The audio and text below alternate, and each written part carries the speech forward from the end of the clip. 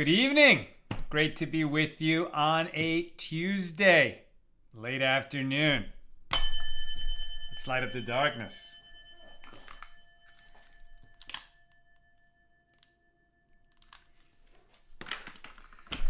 There's always lots to be grateful for. I'm over 50. I did what a man over 50 is supposed to do on a somewhat regular basis. I had my colonoscopy, endoscopy today.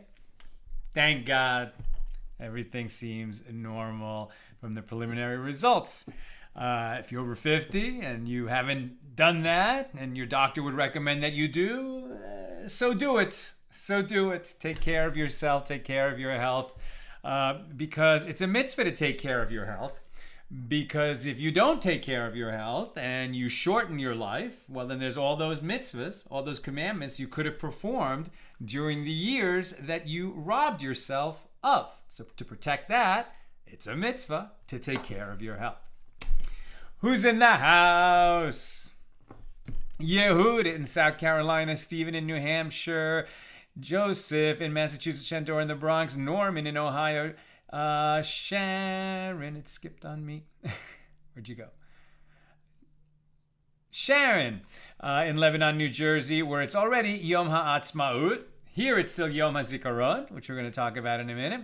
Donnie in Arkansas, Nancy in North Carolina, John in Maine, Belle in Texas, Bill in mid-Missouri, Bella in Florida, John in Surfside Beach, South Carolina, who loves the rainforest.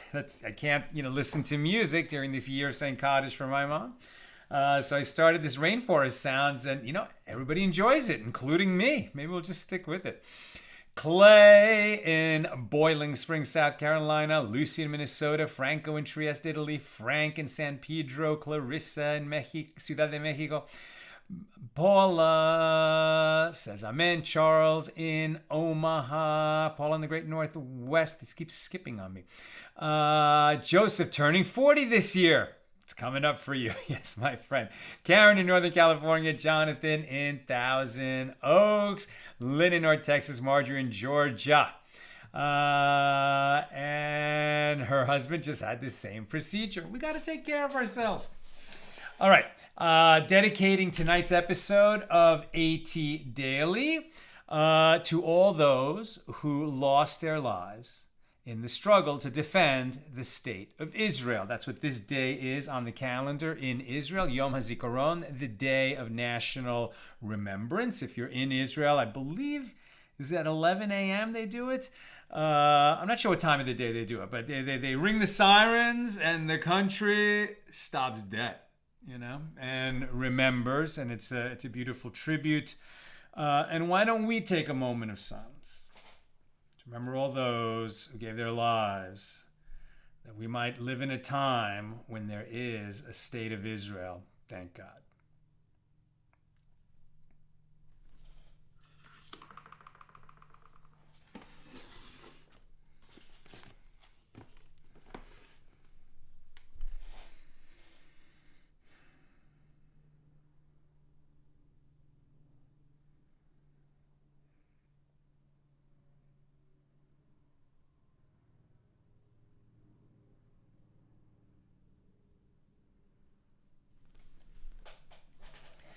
May their memories always be for a blessing, and may their souls have a great aliyah, a great elevation in the world of souls. We say Amen.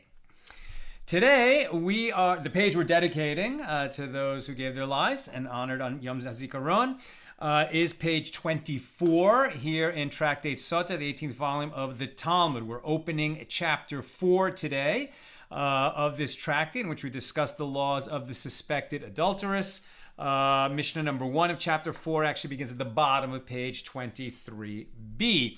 And generally, this short chapter deals with exceptions to the Sotah law and the Sotah procedure.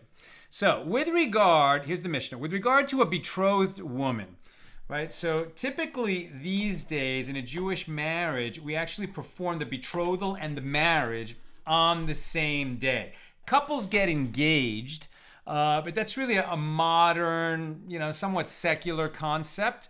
it's meaningful. It's emotionally meaningful, obviously, to the people. But in ancient times, when you were betrothed, so legally at that point, you're already married, right? You don't yet dwell together as man and wife, nor have marital relations until you get married. Although marital relations is one of the ways to proceed from betrothal to marriage. But that was considered promiscuous by the sages. But the idea is that once you're in that state of betrothal, which typically would last a year in ancient times, so then the couple is already considered marriage. If they break it off, the husband has to give her a get. They need to get divorced, right? And after that, she is a divorcee and he is a divorcee, right? So it's betrothal is a state of marriage, but they're not yet dwelling together as man and wife, and that's relevant here.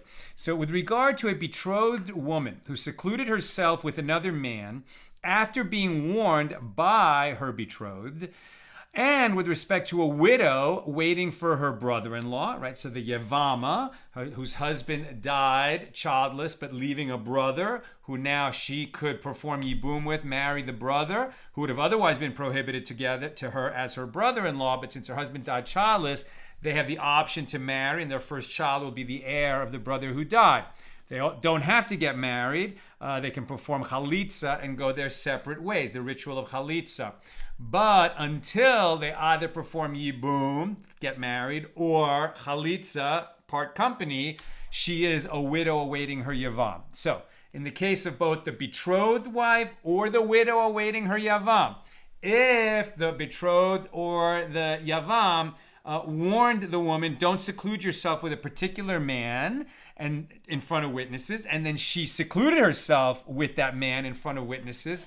So if her husband told her to do that, she would now become a sotah.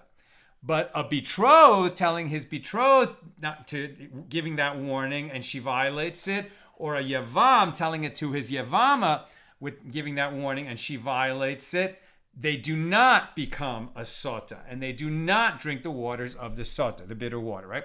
So with respect to a betrothed woman who secluded herself with another man who she was warned not to by her betrothed, or a widow waiting her yavam, who secluded herself with another man after being warned by her yavam, these two women neither drink the bitter water nor collect payment of their marriage contracts. Meaning, because they were warned not to seclude themselves with a particular man, and they did it anyway, and both the warning and the seclusion were witnessed, so she doesn't drink the bitter water that allows her to prove her innocence. Rather, they have to part company. That's it. They're not going to be allowed to get married, neither through yibum, in the case of the yavama, nor through marriage in the case of the betrothed. And it's not so surprising if in the preliminary stages, when they're not even married yet, already she's violating this warning that he gave her not to seclude herself with some particular man. This relationship would seem to be on a rocky footing. And so the sages ruled they just have to go their separate ways, and she doesn't receive payment of the marriage contract. Fair enough, they weren't even married. And she does not get the opportunity to drink the bitter water in order to prove her innocence. The reason they are not entitled to payment of their marriage contracts is that the betrothed woman became forbidden to her betrothed, or the widow became forbidden to her yavam, due to her own action of entering into seclusion with her lover, the paramour. And the fact that they do not drink the bitter water is, as it is stated, quote, this is the law of jealousy when a wife, while under her husband, goes astray and is defiled. Numbers 5:29. The verse excludes a betrothed woman and a widow awaiting her yavam, since they are not yet married, neither is considered, quote, under her husband, under the authority of her husband. Now, the Mishna delineates cases where the woman's marriage was prohibited in the first place. Now, with regard to a widow who was married to a high priest is not permitted to marry a widow. Or a divorcee, or a chalutza, who was married to a common priest, again, prohibited. Or a mamzeret, right? So this is the daughter of a Jewish woman married to a Jewish man who had an affair with a man who wasn't her husband, and became pregnant and had a baby, normally called a bastard, but it's more specific than what we would call a bastard, that's a mamzer. So if it's a woman who's a mamzer, she would be a mamzeret. Right? So in the case of, right, or a mamzeret or Gibeonite woman who was married to a Jewish man of unflawed lineage, he's not allowed to marry a mamzeret or Gibeonite woman, or to a Jewish woman who is of unflawed lineage and who was married either to a mamzer or a Gibeonite, all of these women neither drink the bitter water nor collect payment of their marriage contracts, as the Sotah ritual applies only to permitted marriages. And now we're on 24a. And the following women neither drink the bitter water nor collect payment of their marriage contracts. A woman who confesses and says, I am defiled, meaning she confesses she committed adultery. We've learned this several times. She neither drinks the bitter water nor collects her marriage contract. Instead, she and her husband must divorce, and they're going to be prohibited to each other forever.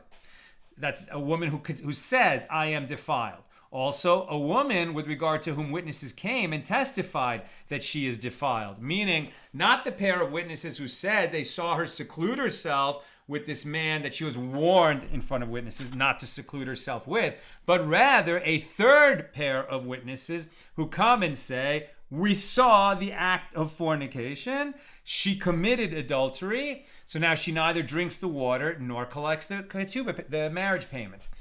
And number 3, a woman who says, I will not drink the bitter water. So even if she does not confess her guilt, the fact that she won't drink the bitter water means she will not collect the marriage payment.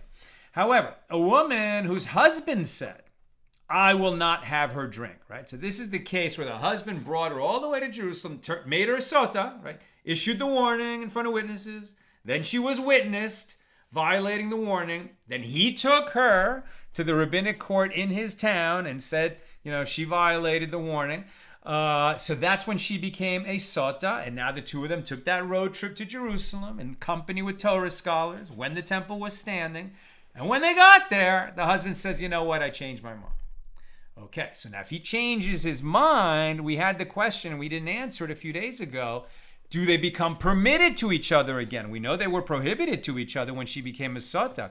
If he changes his mind, will they become permitted again to each other? However, a woman whose husband said, I will not have her drink, and a woman whose husband engaged in sexual intercourse with her on the way to the temple. These women collect payment of their marriage contracts, but they do not drink the bitter water, as it is due to the husbands that they do not drink. Right? The husband retracted, so he will pay the marriage payment, but they do not become permitted to each other again. A woman whose husband said, I will not have her drink. If a woman secluded herself with another man after she was warned by her husband, and she became a Sotah, but her husband does not want her to have the drink, or if her husband engaged in sexual intercourse with her after the seclusion, she does not drink the bitter water.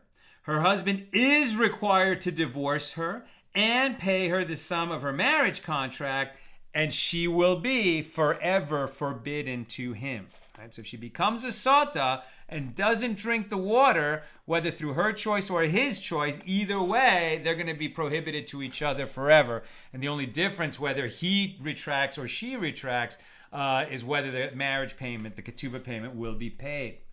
Now, if the husbands of Sotah women died before their wives drank the bitter water, Beis Shammai say the wives collect payment of their marriage contracts and do not drink the bitter water. And Beis Hillel say they either drink the bitter water or they do not collect payment of their marriage contracts.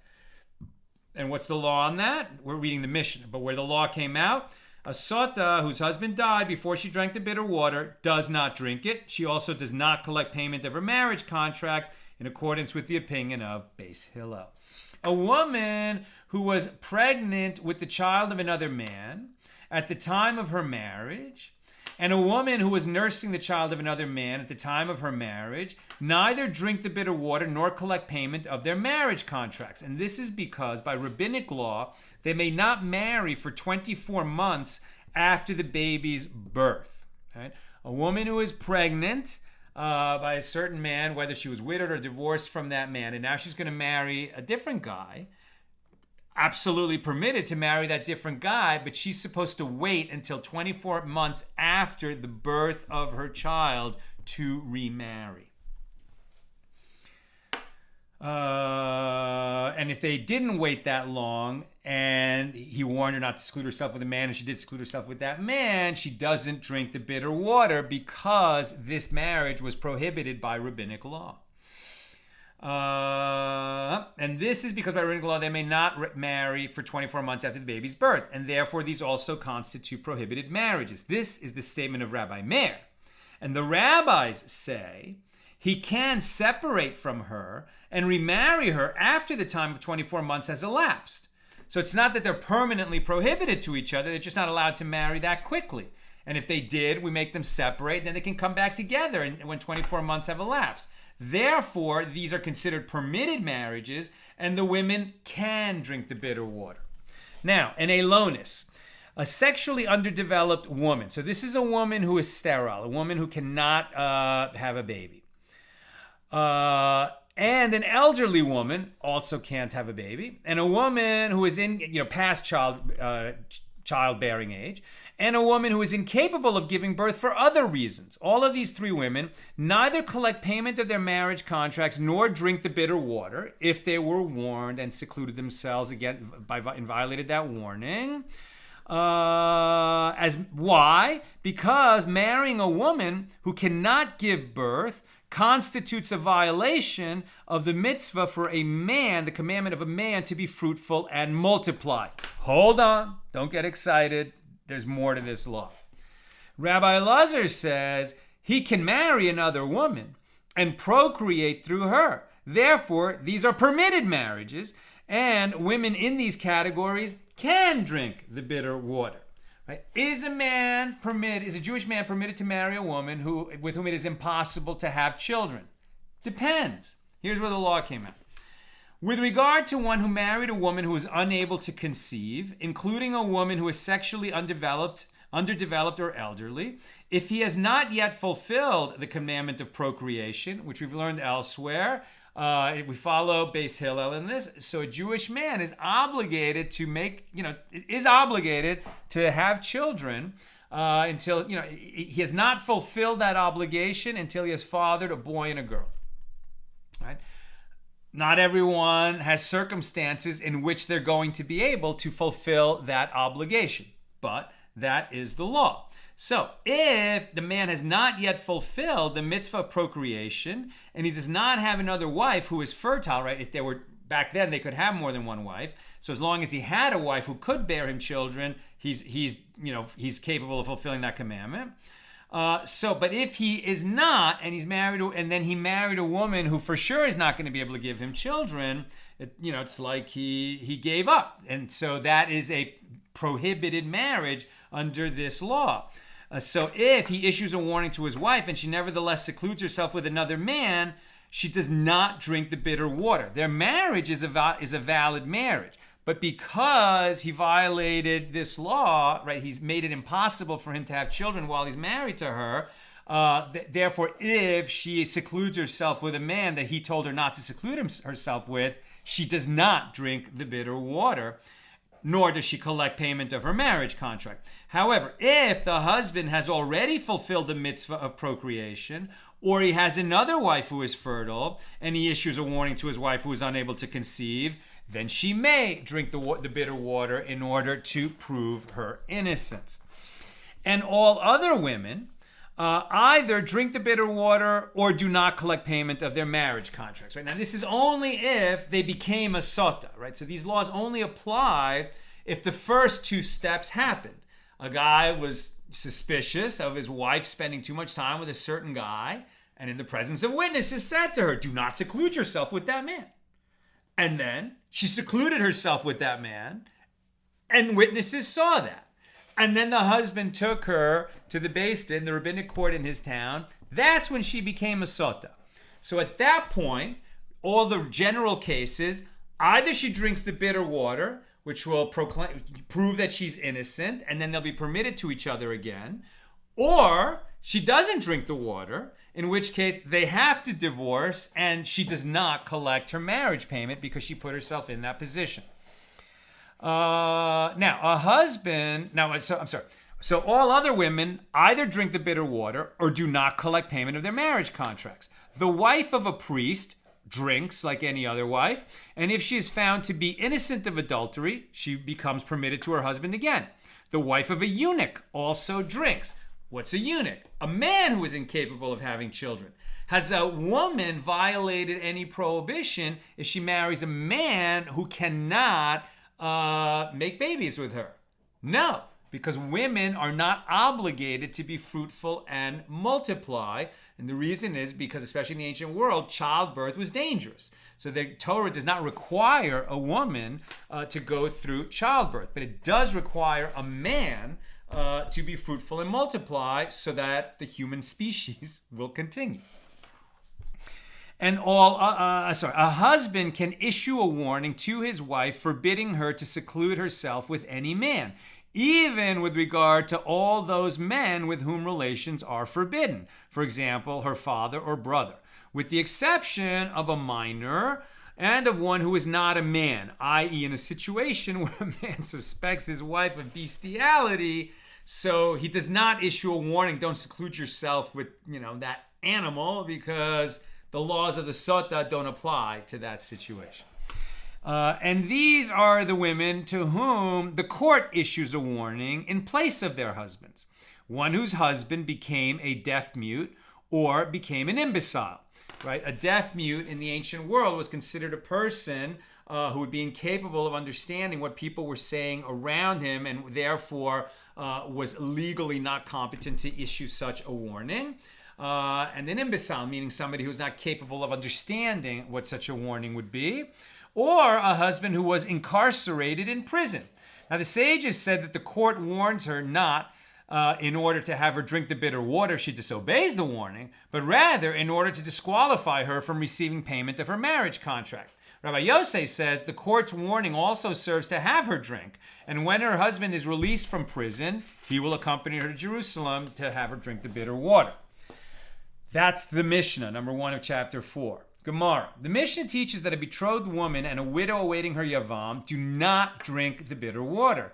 And the Gemara infers she does not drink, but the husband or yavam can warn her against secluding herself with another man. And if she violates his warning, she becomes forbidden to him. And the Gemara asks, from where are these matters derived?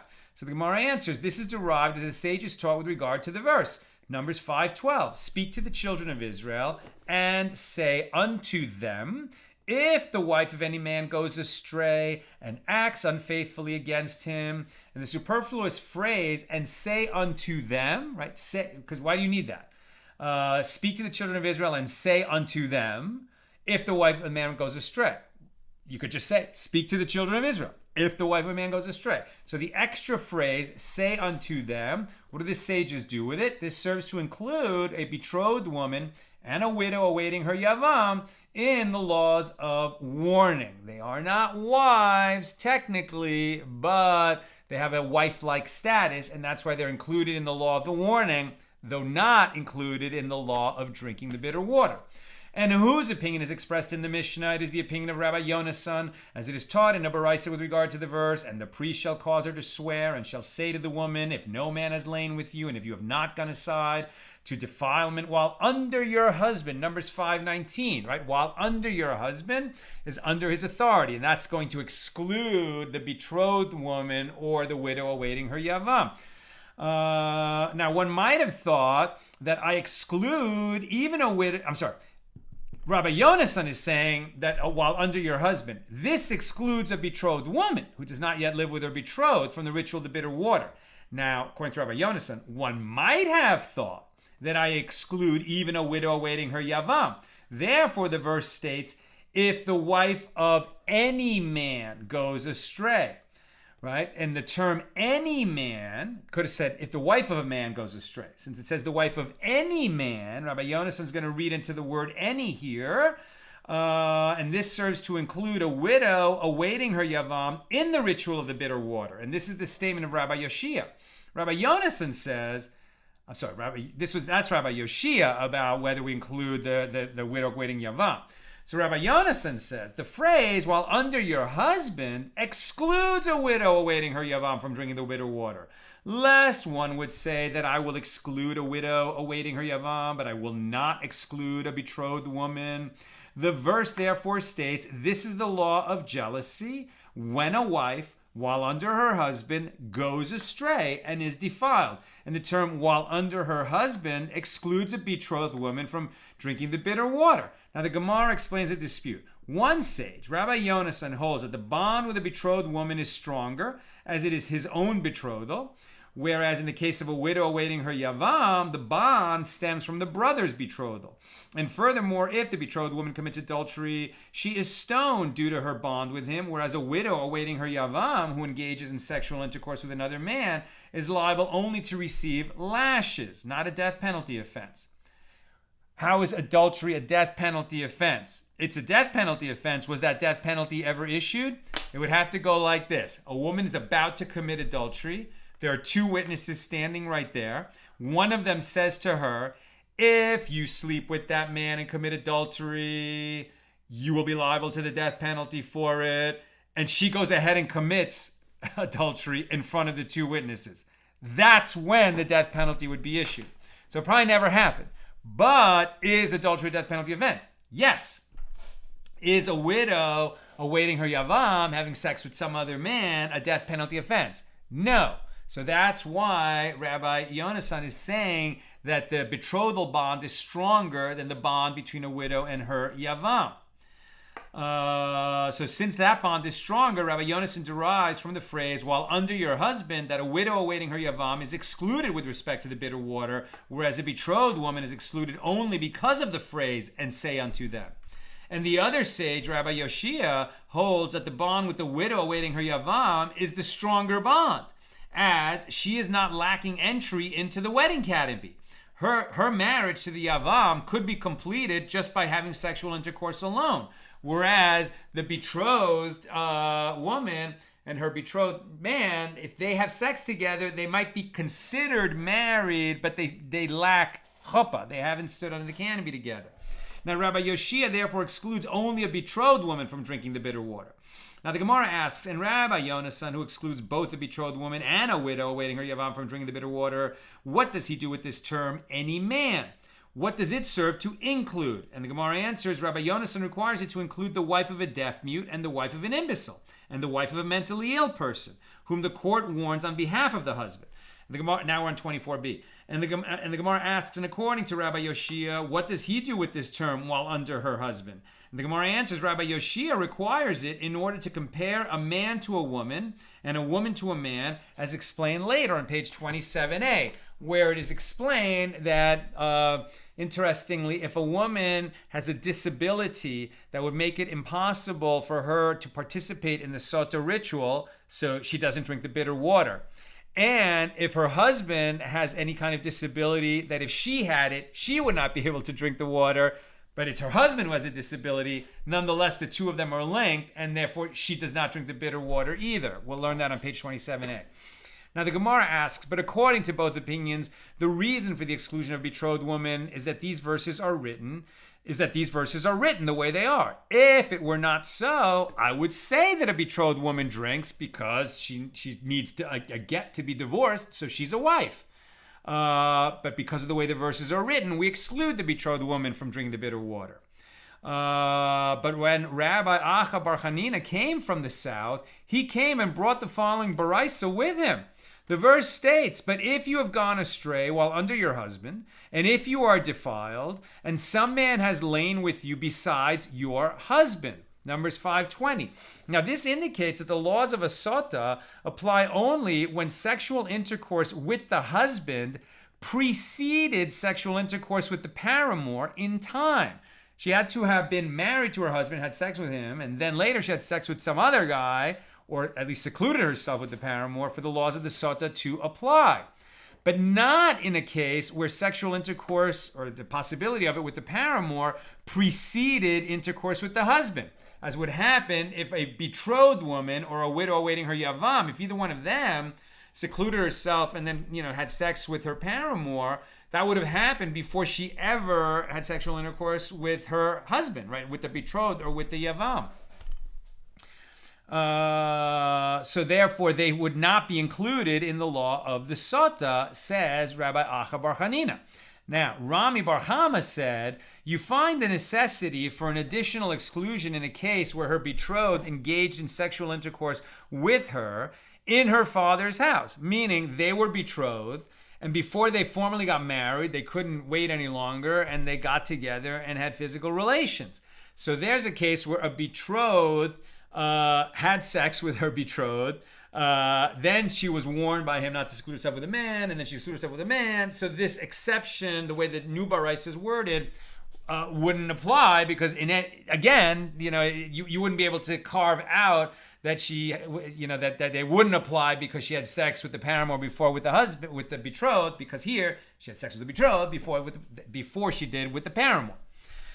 The Gemara questions this explanation, this complicated explanation. In the corresponding situation, with regard to a widow awaiting her yavam, whom Rabbi Yonasan excludes from the Sotah ritual, due to the exclusion from the phrase, while under your husband, she was not yet under the authority of her husband, is the necessity for this exclusion due to a case where the yavam engaged in sexual intercourse with her in her father-in-law's house before they perform yibum and consummated levirate marriage together?